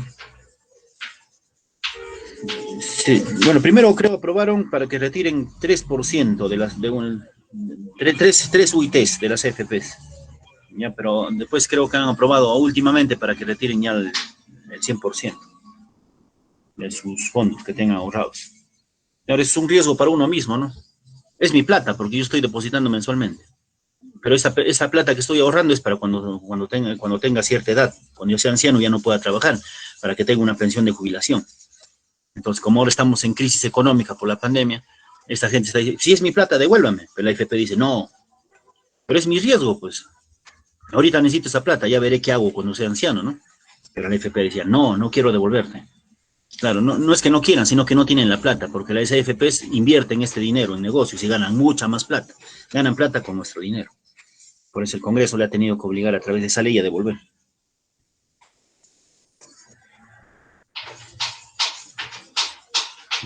Listo. Pregunta número 11.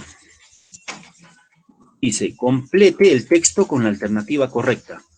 La reforma con referéndum de la Constitución Política del Perú procede solo si es aprobada por... Ya, la Constitución Política dice, para que se cambie o se modifique parcialmente la Constitución, ya se necesita que el Congreso apruebe por lo menos con la mitad más uno del total de congresistas para luego pasar a un referéndum. Tú sabes que hay 130 congresistas. La mitad más uno sería 66 votos. Si se obtiene, por ejemplo, cuando se plantea una reforma a la Constitución, si se obtiene 66 votos, entonces hay referéndum, o sea, hay consulta al pueblo, ya para que el pueblo sea el que apruebe la reforma parcial de la Constitución Política. Y entonces aquí la respuesta sería mayoría absoluta, ¿no? El Congreso de la República con mayoría absoluta. Mayoría absoluta equivale a la mitad más uno del total de congresistas. Lo que acabo de explicar, 66 votos. Hay diferentes clases de mayoría, tengan en cuenta. Hay mayoría absoluta, hay mayoría simple y hay mayoría calificada. Mayoría absoluta es la mitad más uno de los congresistas. Mayoría simple es la mitad más uno de los asistentes al Congreso. No es necesario que estén los 130. Y mayoría calificada es cuando la Constitución establece un mínimo para que se apruebe o se tome una decisión respecto al cambio de la Constitución. 12 dice, completa los espacios en blanco con los términos correctos. Dice, nadie está, puntos suspensivos, a hacer lo que la ley no manda, ni, puntos suspensivos, de hacer lo que ella no prohíbe. Ya, lo correcto sería, nadie está obligado a hacer lo que la ley no manda, ni impedido de hacer lo que ella no prohíbe. Ese es un precepto constitucional. Ya, por lo tanto, la respuesta sería la alternativa B. B de bueno. Ya, eso le llaman el principio de legalidad. No, nadie está obligado, pues, a hacer algo que la ley no te está ordenando que hagas. Policía no me puede decir, haz esto. ¿En qué parte de la ley dice que haga eso? No me puedes obligar, es el principio de legalidad, está en la Constitución. El policía te dice, no hagas esto. ¿En qué parte de la ley dice que está impedido hacer eso? Entonces, si la ley no ordena hacer algo o no impide hacer algo, el ciudadano puede actuar libremente dentro de la sociedad. ¿Ya? Eso está reconocido en la Constitución Política. 13. Dice, la Constitución Política del Perú establece, no hay prisión por deudas, salvo por mandato judicial. ¿Cuál es la deuda que a una persona le puede llevar a la cárcel? ¿Cuál es la única deuda que a una persona le puede llevar a la cárcel si incumple pagar? ¿Alguien sabe? La de profesor, incumplimiento de deberes. ¿Cuál? No escuché bien, discúlpame. Incumplimiento de deberes alimenticios. Muy bien. La única deuda que puede traer como sanción que una persona pierda su libertad es el no pago de la deuda alimentaria. Hay ciertos padres progenitores que incumplen con su deber como tal, ¿no? Se desentienden de sus obligaciones como padre o mamá. Entonces son demandados para una pensión de alimentos. No, después de un juicio, el juez le dice, págale mensualmente a tu hijo esta pensión alimenticia. ¿Y qué pasaría si esta persona no cumple? Entonces el juez manda todo este expediente, lo manda al Ministerio Público, y el Ministerio Público lo acusa a esta persona por un delito. Ese delito se llama omisión a la asistencia familiar. en donde lo que era un proceso civil de alimentos se convierte en un proceso penal por un delito que estaría cometiendo, ¿no? Y de hacer hallado culpable a esa persona, lo mandan a la cárcel, pues, ¿no? Entonces, la única deuda que a una persona lo puede llevar a la cárcel es el incumplimiento de los deberes alimentarios, ¿ya? Siempre y cuando haya habido una sentencia, obviamente, para pasar alimentos. ¿Y hasta los cuántos años es obligatorio alimentar a un hijo? ¿Alguien sabe? Profesor, hasta los 18. Hasta los 18, profe. Claro, según la ley, los progenitores tienen la obligación de alimentar a sus hijos hasta los 18 años. Hasta los 18.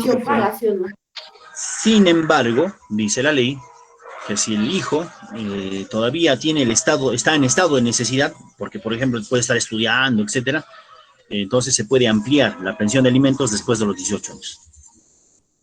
¿Ya? Vamos a suponer que una persona cumple 18 años, ¿ya? Y su papá le pasaba alimentos. Hoy día es su cumpleaños. Hoy día 5 de mayo es su cumpleaños. Su papá alegre viene, le felicita a su hijo, le dice, feliz cumpleaños, hijito, toma tu última pensión de alimentos. Hoy día cumples 18 años. Ha sido un gusto, hasta aquí ha llegado la relación alimentaria, dice el papá entre comillas. Ya, entonces, y el hijo le dice, pero papá, sigo estudiando, mira, he ingresado a la Universidad del Centro y voy a necesitar para pasajes, para alimentación, etcétera, para materiales, no sé. Ya, entonces tienes que seguir pasándome alimentos. No, la ley dice hasta los 18 años. ¿Qué tiene que hacer esa persona? Informarle al juez. Juez, mira, sigo estudiando, todavía tengo necesidades. Entonces el juez verifica que esa persona continúa estudios y lo hace de una manera satisfactoria y sigue ordenando que el papá continúe con la pensión de alimentos. Ya, la ley dice que máximo hasta los 28 años se puede alimentar, siempre y cuando exista, ¿no?, necesidad de hacerlo. Ya, jovencitos, entonces, por incumplimiento de deberes alimentarios hay cárcel. 14. Reconoce el documento que se excluye en relación a los derechos del niño. La C, profe. La OIT, la C. Muy bien. La C, profe. ¿Qué significa OIT? Organización Internacional del Trabajo. Muy bien. ¿No? La OIT no regula derechos para los niños, para los infantes, ¿no? La OIT regula derechos sociales o laborales. Ya, este organismo internacional que pertenece a la Organización de las Naciones Unidas ha sido creado justamente para que proteja, pues, ¿no?, los derechos laborales y evite la explotación o la esclavitud de personas, ¿no? En cambio, la Convención de Ginebra, la UNICEF, que es un organismo también de la ONU, el Código del Niño y Adolescente, en el caso del Perú, o la Declaración de los Derechos del Niño, sí regulan, pues, derechos para los infantes. ¿Ya? Entonces, la alternativa correcta aquí es la C. 15 dice, identifica el documento normativo universal de protección de la persona que contiene los derechos fundamentales del ser humano. ¿Cuál sería la respuesta? Constitución política. La Constitución es un documento que reconoce derechos, pero a nivel nacional. La C, la Declaración Universal de los Derechos Humanos. La C, profesor. La C, profe, Declaración Universal de los Derechos Humanos. Así es. Del mismo enunciado, ¿no? El enunciado dice universal. Ya contiene los derechos fundamentales del ser humano. Dice, ¿no? Documento normativo universal de protección de la persona, dice. La Declaración Universal. ¿Quién emitió esta declaración? ¿Quién ha redactado esta declaración? ¿O por encargo de quién? ¿Alguien sabe? ¿Quién ha promovido que actualmente exista Declaración Universal de los Derechos Humanos? Un organismo internacional, muy bien, Nando, que se llama la Organización de las Naciones Unidas. La ONU, en el año de 1948, aprobó en la ciudad de París, en una tercera asamblea de la Asamblea General de las Naciones Unidas, aprobó esta declaración. Esta declaración fue elaborado o redactado por Eleanor Roosevelt, la esposa de Franklin Roosevelt. Ya, y fue aprobado por la ONU, pues la ONU promovió. Uno de los objetivos de la ONU es justamente hacer respetar derechos humanos. ¿Pero qué derechos humanos iba a hacer respetar? Es por eso que emitió esta Declaración Universal de los Derechos Humanos. Esta declaración contiene 30 artículos. A lo largo de estos 30 artículos vas a encontrar derechos civiles y derechos políticos. También vas a encontrar derechos económicos, sociales y culturales. O sea, hay dos generaciones de derechos contenidos en esta declaración. Derechos de primera y de segunda generación. ¿Ya? Ten en cuenta ese dato respecto a esta declaración. Pregunta 16. La potestad de administrar justicia emana del pueblo y se ejerce a través del... ¿Quién administra justicia? Poder judicial. Muy bien. Poder el judicial, poder, profesor. Del Poder Judicial, profe. muy bien, el poder judicial.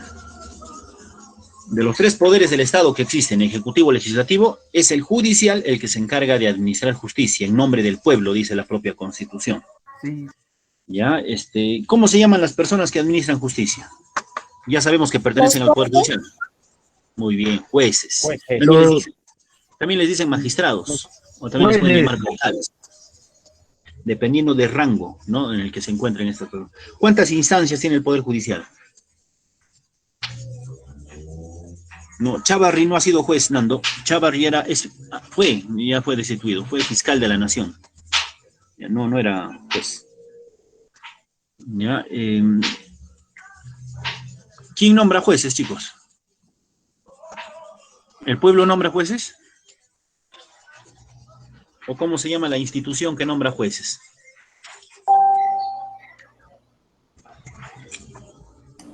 ¿El Poder Judicial, profesor? Claro, el Poder Judicial está conformado por ¿Tribunal jueces. Constitucional? Pero ¿quién nombra a los jueces? No es el Tribunal Constitucional. El Congreso. Es una nueva institución que se ha creado en el Perú, en reemplazo del CNM. Junta Nacional. Muy bien, la Junta Nacional de La Justicia. Junta Nacional. La Junta Nacional de Justicia es el organismo constitucional autónomo que se encarga de nombrar, de ratificar o destituir jueces en todos sus niveles.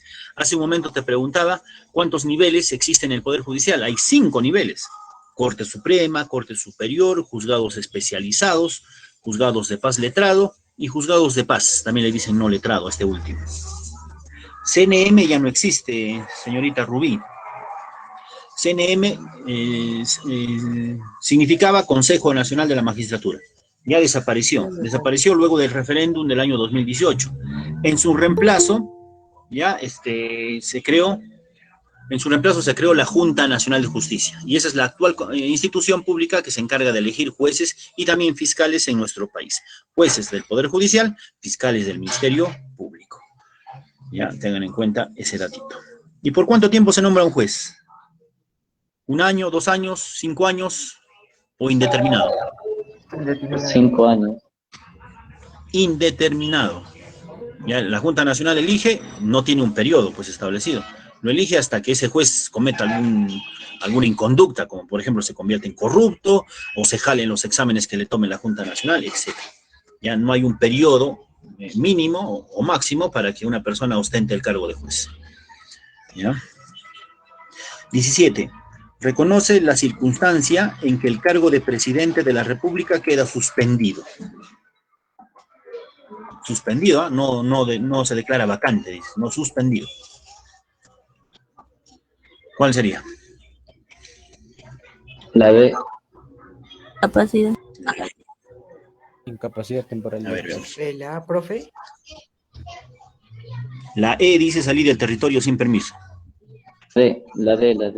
Incapacidad temporal declarada por el Congreso. Muy bien, esa es la respuesta. La D, profe. D de dedo. Mira, la Constitución diferencia. Una cosa es vacancia y otra cosa es suspensión. Vacancia significa que el presidente es destituido y por lo tanto es reemplazado, ya sea por un vicepresidente o ya sea por el presidente del Congreso, ¿no? Se convierte en presidente temporal, lo que ahorita estamos viviendo. Otra cosa es que se suspenda el cargo de presidente.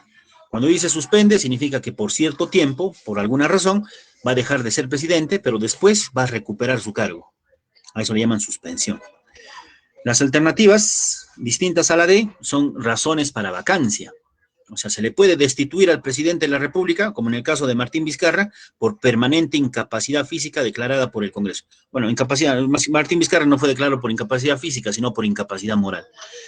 ¿Ya? Entonces, pero es una razón para que se pueda declarar la vacancia del presidente. En la B dice muerte del presidente. Obviamente, si muere el presidente, se declara su vacancia, pues un cadáver ya no puede gobernar. La C dice aceptación de la renuncia. También es una razón para declarar vacante el cargo. El presidente puede renunciar. ¿Ya? A ver, ¿quién me da un ejemplo de un presidente que haya renunciado? Fujimori. Fujimori, ¿no? ¿Desde dónde? Yo les pregunto, ¿Fujimori acabó su gobierno renunciando? ¿Verdadero o falso? Falso, profe, falso. Una cosa es que Sí, Fujimori profe. renunció. Falso, profe. Se escapó, según cuenta la historia, bueno, algunos, no sé si serán mitos, serán verdades, dicen, ¿no?, que solicitó permiso para salir del país, ¿no?, llevándose lingotes de oro, se fue, ¿ya? Y desde Japón mandó un fax al Congreso de la República diciendo renuncio, ¿ya? Porque ya sabía, pues se habían descubierto los videos, se habían detectado todos los actos de corrupción. Entonces, ¿qué hizo el Congreso? Se enteró del fax de la renuncia y no aceptó su renuncia, sino que declaró su vacancia por incapacidad moral. Lo destituyeron por incapacidad moral a Fujimori. El otro ejemplo también escuché por ahí, PPK. PPK también renunció a tanta presión. Ya el Congreso fujimorista. Ya los fujimoristas lo presionaban, ¿no? Lo presionaban a PPK. A cada rato no le dejaban gobernar. Harto ya de eso. Harto de eso también, pues ya renunció. Muy bien, el otro caso es Merino. Ya renunció a la presidencia provisional, ¿no? Pero en este caso a presión del pueblo. El pueblo salió a protestar hasta que Merino dijo, hasta acá nomás, mejor me voy. Ya, entonces, bueno, una cosa es declarar la vacancia, o sea, se destituye, y otra cosa es declarar la suspensión. Como tú puedes leer en la alternativa D, dice incapacidad temporal. El presidente puede tener alguna incapacidad temporal, lo cual no va a merituar para que lo destituyan del cargo, sino solamente para que se suspenda el cargo y lo reemplace el vicepresidente. Ahora puede suceder a cada rato, ¿no? Imagínate en este caso que Francisco Sagasti le dé COVID y le dé fuerte. ¿Su cargo sería vacante o sería suspendido? Suspendido. Suspendido. Por el tiempo que le demore recuperarse, ¿no? Suspendido, profe. Claro. ¿Y quién lo reemplazaría? ¿Presidente del Congreso? El vicepresidente. El vicepresidente. Pero ahorita no tenemos vicepresidentes de la República. Vicepresidente del Congreso. Presidente del Congreso. Claro, muy bien. El vicepresidente del Congreso, ¿no? La primera vicepresidenta del Congreso. Ya ella le tendría que reemplazar. Marta Vázquez Chuquilín se llama la actual primera vicepresidenta del Congreso, que actualmente es presidenta del Congreso, ¿no? Porque Francisco Sagasti está ostentando el cargo de presidente de la República. Ya, entonces, ese es el riesgo que se corre, pues, ¿no? Los presidentes son seres humanos y pueden tener algún accidente, pueden tener alguna enfermedad, y para eso existe la suspensión, y obviamente para eso existen personas quienes lo reemplacen, ¿ya? 18 dice, son características del Congreso y los congresistas, excepto. A ver, ¿cuál no es característica de los congresistas o del Congreso? Eso es lo que están preguntando ahí.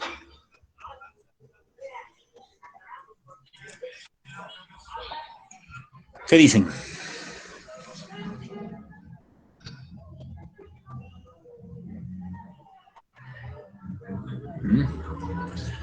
A ver, Congreso también conocido como el Poder Legislativo. ¿Ya? El Congreso está conformado por ¿cuántos congresistas? 130. 130. Muy bien, 130. De esos 130, ¿cuántos elige la región Junín? ¿Puede repetir, profe? De esos 130, ¿cuántos elige la región Junín? 5. 5 congresistas. 5, profe. Ya, ¿y de qué se encarga el Poder Legislativo, el Congreso? ¿Cuál es su función? Fiscalizar. Muy bien, una de sus funciones es fiscalizar. Otra, más importante. Yo también quiero decir 5 primero. Legislar, ¿no? O sea, crear leyes, ¿no? Crear leyes. Esas funciones tiene el Congreso de la República, entre otras atribuciones que la Constitución le ha establecido. A ver, la A dice, la elección se realiza mediante el sistema de distrito electoral múltiple. Esto es verdadero. ¿Qué significa distrito electoral múltiple? Que cada región elige cierta cantidad de congresistas. En el caso de la región Junín, nosotros elegimos solamente a 5, de los 130 a 5. Así, para cada región, dependiendo de la cantidad de población, se establece la cantidad de congresistas que va a elegir, hasta que lleguen al número de 130 entre todas las regiones. ¿Sí? A eso se llama distrito electoral múltiple. Esto es verdadero, es una característica de los congresistas o del Congreso. Los congresistas representan a la nación y no están sujetos a interpelación. ¿Verdadero o falso? Esto también es verdadero. El congresista representa, pues no, tú sabes que el Perú es un país plurinacional, ya varias naciones han formado un solo país. Entonces el congresista que proviene de una región está representando a una determinada nación, ya, y no puede ser interpelado, ya, él interpela, más por el contrario, no puede ser interpelado. Se dice, el organismo o el órgano representativo del Poder Legislativo es el Congreso de la República, verdadero, ¿no? El poder se llama, pues, ¿no? Poder Legislativo, ¿ya? Pero es representado por un Congreso, o sea, por la reunión de varios congresistas, eso lo llaman Congreso, ¿ya? Es verdadera esa característica. Tiene la facultad de establecer y ejecutar la política general de fronteras. ¿Eso le corresponde al Congreso? No. No. ¿Ya? ¿A quién le corresponde ejecutar la política general de fronteras? Es falso. ¿Al Ejecutivo? Claro, el Ejecutivo, ¿no? Entonces, este sería lo falso, ¿no? Eso no le corresponde al Congreso. Política general de fronteras, eso le corresponde al presidente, no al Congreso. 19 dice, relaciona los poderes del Estado y sus respectivas funciones. ¿Cuál sería la relación correcta? Fácil esta pregunta.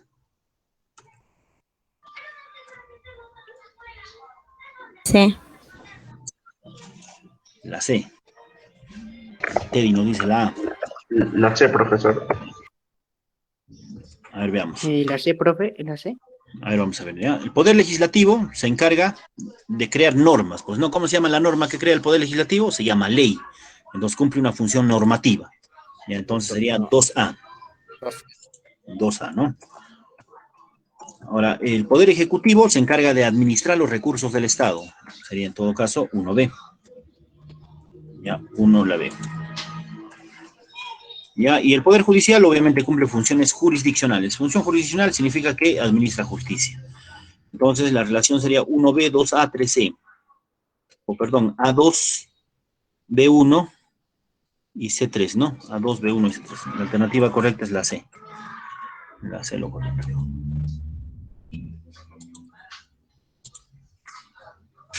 Ya, bien. Continuamos. 20. Marca la que no corresponde a la modalidad de contrabando. ¿Alguien sabe qué es contrabando o cuál no es modalidad de contrabando? Caleta. La A, profe. La A. Carrusel, La sí D. es una modalidad. La E. La B. La D. La- D, dedo. Dedo, caleta, La E, sí es profe. una modalidad de ¿La dedo? Creo que es la B. La E, profe. Ya. La E, Ya, para que no profe. adivinemos. Profesor, creo que es la B. La B, la B. La respuesta es la E. La E, Mochileros. profe. Esto no es modalidad de contrabando. Profe. Ya. Esto no existe como modalidad de contrabando. En primer lugar, ¿qué cosa es el contrabando? El contrabando es una forma de evadir el pago de tributos por la exportación o importación de ciertos bienes. Tú sabes que hay personas que se encargan, ¿no? Se dedican a comprar productos en el extranjero y luego lo traen al Perú a venderlo. ¿Qué están haciendo? Están importando. O hay personas que producen productos en nuestro país, La droga, luego profe. lo venden al extranjero, están exportando. Pero para ejercer este tipo de actividades económicas tienen que pagar aranceles ante la aduana en que existen las fronteras. Pero hay personas que dicen, mira, si yo pago este impuesto, mis ganancias se reducen. Entonces voy a buscar una manera, una modalidad de no pagar el impuesto. A eso se llama contrabando. ¿Ya? ¿Y cuáles son las modalidades del contrabando? Por ejemplo, el carrusel. Carrusel es cuando se usa una misma guía o factura para hacer ingresar productos varias veces o para sacar productos varias veces. Ya, por ejemplo, ¿no? Me voy a Chile a comprar celulares. Ya, entonces compro 50 celulares de una marca específica. La primera vez que paso por la frontera, pago el impuesto respectivo. Ya, me dan mi factura, mi boleta, mi guía de remisión, todo. Entonces, lo dejo en Tacna mis productos, vuelvo a Arica otra vez a comprar más celulares, son de la misma marca, la misma cantidad, y vuelvo a usar el mismo comprobante de pago. No, lo dejo en Tacna, otra vez regreso a Arica, otra vez compro, vuelvo a ingresar. ¿Qué estoy haciendo? Carrusel. El mismo comprobante lo estoy usando varias veces. ¿Ya? Y obviamente estoy perjudicando al Estado porque cuando debía haber pagado varias veces el impuesto, pero solamente pagué una vez. La hormiga es cuando se camufla en el cuerpo de personas ciertos productos para hacer pasar la frontera sin pagar el impuesto. El mismo ejemplo, ¿no? Me compro celulares en Arica, 20 celulares, 20 iPhones, ¿ya? Y para no pagar el impuesto le doy un iPhone a cada persona en el bus que me está trayendo. Digo, no, un favorcito, ¿lo puedes meter esto a tu bolsillo? Un iPhone, ya lo metes. ¿No? Y obviamente la autoridad no detecta que está ingresando este producto. Llego a Tacna, a todos les pido el iPhone, ¿no? Y obviamente no pague el impuesto. ¿Qué modalidad he ejercido? La hormiga. Estoy usando personas para hacer ingresar, en este caso, productos. Los chacales es cuando se contrata personas inescrupulosas que hacen mal uso de la zona franca. Por ejemplo, contrato funcionarios de la aduana para que se hagan de la vista gorda y no me cobren el impuesto respectivo. ¿Ya? Y el caleta. El caleta es sinónimo de escondido. Lo que hacías antes cuando ingresabas a la discoteca, ¿no? ¿Qué cosa encaletabas? Encaletabas tu trago. ¿Ya? Igual es algo similar, ¿no? En este caso, caleta es cuando en compartimentos especiales diseñados en los vehículos transportan mercadería sin pagar el impuesto respectivo. Ya, sí, en las fronteras pues sucede el contrabando, ¿no? Ya sea de frontera de Brasil con Chile, con Ecuador, con Colombia, ¿no? En esos lugares se da el contrabando. Pero mochileros no existe como una modalidad de contrabando, no hay esa modalidad. Ya por eso es la respuesta. 21, dice, el impuesto que le corresponde pagar al contribuyente que administra el cafetín de un colegio es el de, puntos suspensivos, categoría. Estamos hablando acá del impuesto a la renta. Renta es una ganancia. Nosotros, las personas, los ciudadanos, nos dedicamos a diferentes actividades económicas que nos permita generar ganancias para solventar nuestras necesidades. Cuando tenemos ganancias, el Estado nos cobra impuesto a la renta. Te dice, no, si ganas tanto, vas a tener que compartir tus ganancias con el Estado. A eso le llaman impuesto a la renta. ¿Ya? Y hay diferentes categorías de impuesto a la renta. Por ejemplo, hay 5 categorías del impuesto a la renta. La primera categoría, impuestos de primera categoría de impuesto a la renta, lo pagan las personas que tienen ganancias por concepto de alquileres. Por ejemplo, yo alquilo una casa, tengo que pagar un impuesto de primera categoría. De segunda categoría, pagan aquellas personas que obtienen ganancias por concepto de inversiones, de capital.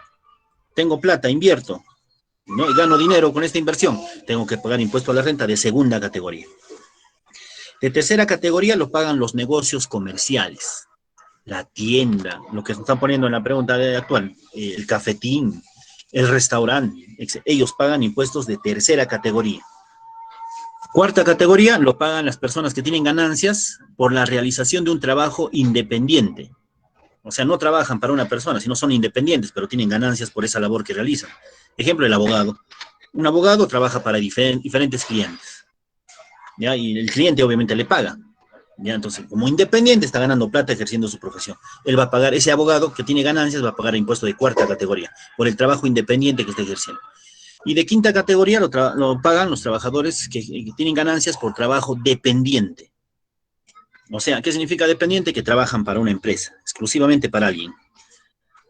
Ya, dice, no, el Colegio Zárate, Colegio Academia Zárate, contrata a un profesor para que trabaje 48 horas a la semana y le va a pagar un sueldo mensual, fijo. Entonces, tiene horario de entrada, tiene disposiciones que cumplir, etcétera. Esa persona tiene un trabajo dependiente. Y ese profesor va a tener que pagar por sus ganancias un impuesto de quinta categoría. Entonces, ¿de qué categoría va a pagar el cafetín? ¿De qué categoría? De tercera categoría, muy bien. La alternativa correcta sería la A. Si te preguntaran, un médico que no trabaja en ningún hospital ni en una clínica, sino atiende a domicilio por temas COVID, ¿ya? Y va a tener bastantes ganancias, sobre todo ahora, están llenándose de plata. ¿Impuesto de qué categoría va a pagar el Estado? Cuarta, profesor. De cuarta categoría. Cuarta. ¿Por qué? Porque está ejerciendo un trabajo independiente. Ya, si fuera, por ejemplo, un médico que trabaja en salud 48 horas a la semana, ¿de qué categoría? De quinta categoría, ¿no? Entonces, de esa manera, dependiendo de dónde provienen tus ganancias, se pagan las categorías en los impuestos a la renta. 22. Un egresado de la UNSP desea obtener su certificado de estudios. ¿Qué clase de tributación debe pagar? Arbitrio, bro. No. Derecho. Muy bien, Derecho, La respuesta es derecho. Ya, cuando realizan un trámite administrativo, se paga derechos. Vas a sacar DNI, Banco de la Nación, derecho. Vas a postular a la universidad, Banco de la Nación, un derecho. Ya, vas a realizar un trámite en la universidad, un derecho.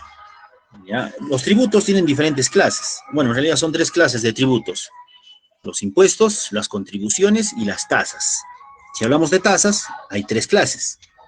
Los arbitrios, las licencias y los derechos. Hace un momento me decían los arbitrios. Un arbitrio se paga al gobierno local, a la municipalidad, para que ellos puedan prestar ciertos servicios a la ciudadanía. Por ejemplo, serenazgo es un servicio a la ciudadanía que existe gracias a los arbitrios de los vecinos. Anualmente tu papá paga arbitrio, ¿no? Para seguridad ciudadana, para limpieza pública, para recojo de basura, alumbrado público, limpieza de parques y jardines, etc. Con estos arbitrios que pagan los vecinos, la municipalidad mantiene estos servicios. No es a pensar que la municipalidad es buena gente, que el alcalde es buena gente porque limpia la calle, porque hay serenazgo, no. Esos servicios existen gracias a los arbitrios que pagan los vecinos. Ya, en el caso, por ejemplo, la alcabala es un impuesto, no es un arbitrio. La alcabala es un pago, ¿no? Que se hace por la enajenación de un bien, cuando se transfiere un bien a otra persona. En ese caso se paga el alcabala. Es un impuesto. Ya no es un derecho, no es un arbitrio. Ya, por ejemplo, las licencias, cuando vas a ejercer alguna actividad en la cual vas a atender al público, necesitas obtener una licencia. La licencia también se paga a la municipalidad. Vas a abrir tu restaurante. No tienes licencia, en cualquier momento mandan a su policía municipal y lo cierran tu local. Te ponen multas, se llevan tus sillas, tus mesas, etc. Ya, entonces necesitan licencias para atender, ¿no? En este tipo de negocios. Ya, entonces hay diferentes clases de tributos. Ya más adelante lo vamos a ver más a detalle. 23. Dado el texto, los comprobantes de pago son documentos que acreditan la compra y venta de bienes o prestaciones de servicios. Reconozca cuál no es un comprobante de pago. Contrato. Muy bien, el contrato. Contrato no es un comprobante de pago. El contrato, profesor. El contrato, profesor. El contrato, profesor. Así es. Entonces, mira, nosotros ciudadanos pagamos tributos y obtenemos comprobantes del pago del tributo. Por ejemplo, un profesional atiende a una persona, le brinda sus servicios, y esa persona le va a pagar. Y ese profesional, por el servicio que está brindando y por el dinero que está recibiendo, tiene que emitir un recibo de honorarios para que se vaya contabilizando sus ganancias, ¿no? Y luego le pague al Estado un porcentaje de ellas. Ya, si yo voy a una tienda y compro algún producto o recibo algún servicio, tengo que solicitar factura siempre en cuando tenga número de RUC. Ya, para sacar RUC tengo que ir a la SUNAT, pues, ¿no? Si no tengo RUC no me pueden dar factura. Ya, si yo soy una persona natural y compro algo o recibo algún servicio, solamente con mi DNI me van a dar boleta de venta, más no factura. Para factura se necesita RUC.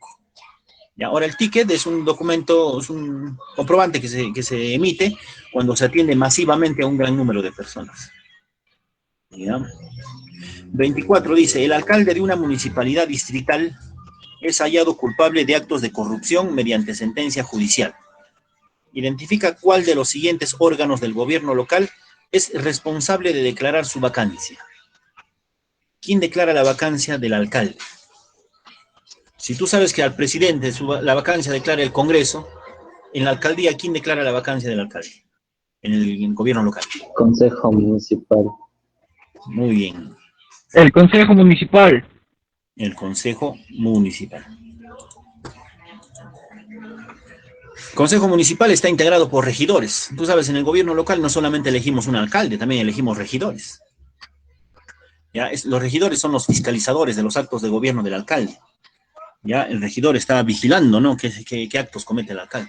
Si ve ciertas inconductas, como en el caso ¿no? De que es hallado culpable de actos de corrupción, el consejo municipal se reúne, votan y lo destituyen al alcalde, declaran su vacancia. ¿Y quién asume la alcaldía si declaran la vacancia del alcalde? No existe vicealcaldes, ¿sabes? Como en el caso de la presidencia, que existe vicepresidentes. ¿Quién asumiría la alcaldía? Teniente alcalde. Muy bien, el teniente alcalde. ¿Y quién es el teniente alcalde? Es el regidor con más votación en las últimas elecciones. A él le llaman teniente alcalde y él reemplaza al alcalde vacado. Pregunta número 25. El derecho de no ser detenido, sino por mandato escrito y motivado por el juez, es defendido por... Si a ti te detienen injustamente, te privan de la libertad, ¿cómo puedes recuperar tu libertad? ¿A través de qué garantía? Acción de paro. No. acción de amparo No, no es amparo. o acción de incumplimiento o cumplimiento. La acción popular. Habeas corpus. Al último le han atinado, ¿ah? El habeas corpus. El habeas corpus es una garantía constitucional que protege el derecho a la libertad. Eso es lo que nos están diciendo en este ejemplo, pues. El derecho de no ser detenido, o sea, te están privando de tu libertad, sino por orden del juez. La Constitución dice que solamente se le puede privar de la libertad a una persona cuando el juez lo ordena. Estás caminando en la calle y un policía te dice, estás detenido a la comisaría. Y tú le dices, muéstrame el orden del juez. No, no tengo orden del juez. Entonces lo que estás haciendo es detención arbitraria. Te voy a denunciar a través de un habeas corpus. Con el habeas corpus voy a recuperar mi libertad. Y no solamente eso, te voy a pedir a ti indemnización porque me estás privando injustamente de un derecho fundamental reconocido en la Constitución. Para eso sirve el habeas corpus, para proteger el derecho a la libertad. Ahora, si se va a proteger derechos sociales como educación, salud, trabajo, eso lo protege la acción de amparo. Y ahora, si vas a proteger el derecho a la información, para eso existe el habeas data, para acceder a información personal o para evitar que accedan a información que pueda dañar tu intimidad. Para eso se ha creado el habeas data. La acción de cumplimiento sirve para obligar a cumplir a las autoridades las normas jurídicas. Hay autoridades que piensan que porque han sido elegidas como tal, ya pueden hacer lo que les da la gana. Incumplen las normas. Entonces, yo le digo, no, a ver, el alcalde, cumple con la norma. No quiero, listo, acción de cumplimiento. Yo ya no le voy a pedir el cumplimiento, se lo va a pedir al juez. Bueno, yo voy a presentar mi acción de cumplimiento, ¿no? Pero el juez le va a dar un tiempo. Te doy 3 días para que cumplas. Y si no cumplo, te mando a la cárcel. Pierdes tu cargo. Vas a ver cómo va a cumplir rápidamente esa autoridad esa disposición. Para eso sirve la acción de cumplimiento. La acción de inconstitucionalidad sirve para proteger la supremacía de la Constitución contra las normas con rango de ley. ¿Ya? Y la acción popular sirve para proteger la legalidad y la constitucionalidad de las normas con rango infralegal o sin ley. Ya, más adelante, más a detalle, lo vas a poder entender mejor. Ya, entonces no te olvides, acá bien fácil, ¿eh? Si hablan de libertad, relaciónalo con el habeas corpus. A ver, si te preguntan, ¿con qué garantía se protege el derecho al trabajo? ¿Cuál sería tu respuesta? El derecho al trabajo, ¿con qué garantía se protege? Con acción de amparo. Acción de amparo, muy bien. Si te obligan a hacer servicio militar, ¿con qué garantía te proteges? Habeas corpus. Habeas corpus, claro, porque te van a meter pues, a un cuartel, te van a internar a un cuartel, te están privando de la libertad, habeas corpus. Si, por ejemplo, quieres postular a la universidad, pero tu colegio no te quiere dar tu certificado de estudios, ¿con qué garantía le obligas? Cumplimiento. Habeas data. Data, ¿por qué? Porque el certificado es información tuya, pues, ¿no? Entonces puedes obligar a esa persona a que te brinde ese tipo de información a través del habeas data. ¿Ya? Sí, claro, en algunos países es obligatorio el servicio militar, en el Perú no. En el Perú el servicio militar es voluntario, no es obligatorio. Claro, ¿no? Voluntario entre comillas, porque a las personas que no conocen sus derechos les obligan a hacer servicio militar. Les engañan en realidad, ¿no? Las personas que vienen sobre todo de zonas altoandinas, ya que no conocen bien sus derechos, van a hacer su inscripción a las OR para sacar su libreta militar y les dicen, oye, ha salido sorteado, tienes que servir a la patria 1 año. Y ellos dicen, ah, bueno, se vio un sorteo, ya, serviré a la patria. No, en realidad le dicen, no, yo no quiero hacer servicio militar, no me pueden obligar, listo, con eso bastaría para que no lo obliguen, ¿no? Para que no lo internen en el cuartel. Ya, dado que en el Perú el servicio militar es voluntario, no es obligatorio. Pregunta 23. Dado el texto, los comprobantes de pago... Ah, ya hicimos eso. Esto también. 26, perdón. Son derechos protegidos por la acción de amparo, excepto. ¿Cuál de esos derechos no protege la acción de amparo?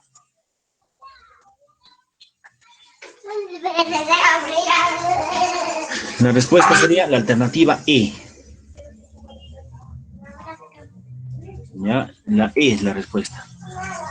Ya, la acción de amparo no protege, pues en este caso, a las personas que son exiliadas. Exiliada significa que una persona es echada de nuestro país, de nuestro territorio.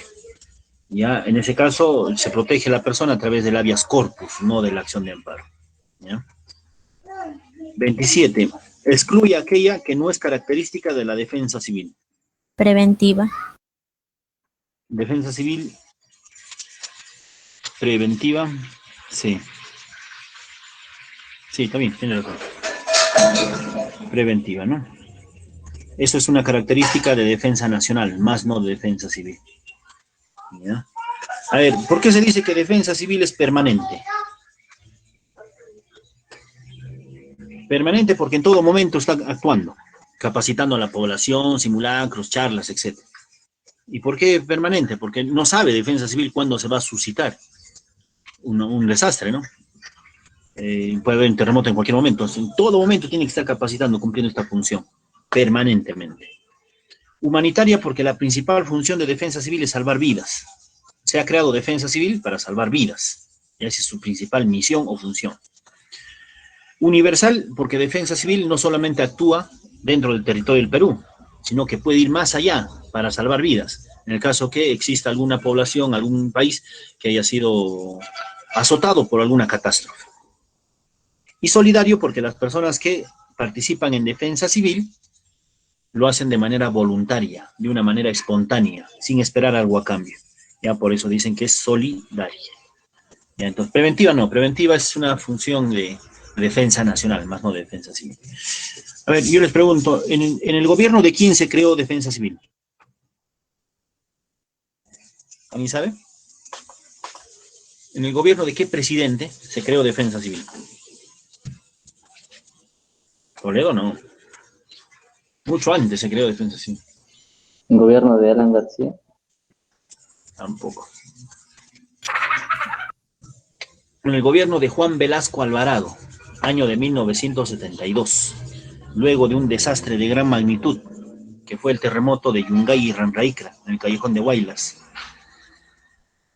Ya en el año de 1970 se produjo un terremoto en el callejón de Huaylas, específicamente el epicentro fue en los poblados de Yungay y Ranraicra, donde murieron alrededor de 70.000 personas. No producto del terremoto, sino producto de la alud posterior que cayó del Nevado del Huascarán, cubriendo estas dos poblaciones y matando alrededor de 70.000 personas. Ahí recién se pusieron a pensar en nuestro país. Dijeron, hay que crear defensa civil para que no muera tanta gente. Ya, entonces eso sucedió en el año 1970, el terremoto, y recién en el año 1972, durante el gobierno de Juan Velasco Alvarado, se crea defensa civil. ¿Ya? 28. Identifica a través de qué norma se decreta el estado de emergencia y el estado de sitio respectivamente. Ya, Gabriel, no es la C. La B. Decreto Supremo. Muy bien, señorita. La respuesta es la B. Últimamente, a cada rato estamos recibiendo decretos supremos del presidente, ¿no? Decreto supremo, dice, ¿no? Toque de queda, ¿no? Estado de emergencia, por lo tanto, las siguientes disposiciones: toque de queda, inamovilidad los días domingo, no pueden sacar sus carros particulares, etcétera, ¿no? Andar con doble mascarilla, las disposiciones que nos dan durante el estado de emergencia se da a través de decreto supremo, ¿ya? No solamente para el estado de emergencia es el decreto supremo, sino también para el estado de sitio. ¿Cuándo se da estado de emergencia y cuándo se da estado de sitio? A ver, si por ejemplo en caso de una guerra, el Perú entra en guerra con otro país, ¿qué se decreta? ¿Estado de emergencia o estado de sitio? Emergencia. No. Cuando hay guerra exterior o guerra civil, se decreta estado de sitio. En caso de catástrofes, ¿es estado de emergencia o estado de sitio? Ahora sí, estado de emergencia. Cuando hay circunstancias o graves circunstancias que afectan la vida de la nación, como el caso de una pandemia, emergencia, ¿no? Emergencia. Cuando hay invasión a nuestro territorio por parte de personas ajenas a nuestra nacionalidad, Sitio. estado de sitio, ¿ya? ¿Y quién decreta estado de emergencia o estado de sitio? ¿Qué autoridad? El jefe de Estado. El jefe de Estado, también conocido como presidente de la República. Él decreta estado de emergencia o estado de sitio, bajo esas circunstancias que te acabo de narrar. 29 dice, identifica al órgano de las Naciones Unidas que puede iniciar una acción armada contra un país. Función de las Naciones Unidas, mantener la paz. Y para mantener la paz incluso puede intervenir militarmente a algún país que esté intentando alterar esta paz. Y para eso tiene un organismo que se llama el Consejo de Seguridad. Y el Consejo de Seguridad es el órgano encargado de mantener la paz. ya incluso tomando decisiones de intervenir militarmente a ese país agresor de la paz mundial. El Consejo de Seguridad está conformado por 15 estados. De esos 15 estados, 5 son miembros permanentes y 10 son miembros no permanentes. Los miembros permanentes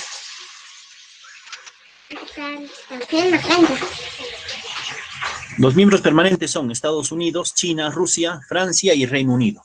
Le dicen permanentes porque siempre van a pertenecer al Consejo de Seguridad. Y los miembros no permanentes son elegidos cada 10 años. Cada 2 años. Que son 10 países, cada 2 años son cambiados. Van rotando entre los demás integrantes de la ONU. ¿Ya? Entonces, si te preguntaran cuántos países conforman el Consejo de Seguridad de la ONU, 15 países. ¿Y cuántos son permanentes? Son 5 permanentes y 10 no permanentes. Por último, 30 dice, de la siguiente lista, señala el organismo especializado de la ONU dedicado en atender problemas sobre la niñez y derechos laborales. La UNICEF. La UNICEF. UNICEF. Pero no hay ninguna respuesta que diga solo 3. OIT. OIT. Claro, la UNICEF atiende problemas sobre la niñez. La OIT atiende problemas sobre derechos laborales. Entonces sería 3 y 4. Por lo tanto, la respuesta sería la alternativa D. D. Dedo, ¿no? Esto sería lo correcto. Listo, chicos y chicas. Eso es en cuanto a la parte introductoria del curso de Educación Cívica. Veo que hay varios chicos que ya están familiarizados con todos estos temas. Muchos de ustedes quizás todavía recién lo van a conocer. Pero eso ya a lo largo de la explicación de cada uno de los temas que empieza la siguiente clase. Ya, chicos, listo. Les agradezco por su atención. Ya nos escuchamos el próximo miércoles, ¿ya? Gracias, cuídense, por favor. Hasta luego. Hasta luego, profesor. Gracias, profesor. Hasta luego, profesor. Chao, profesor, cuídate. Hasta luego, cuídense.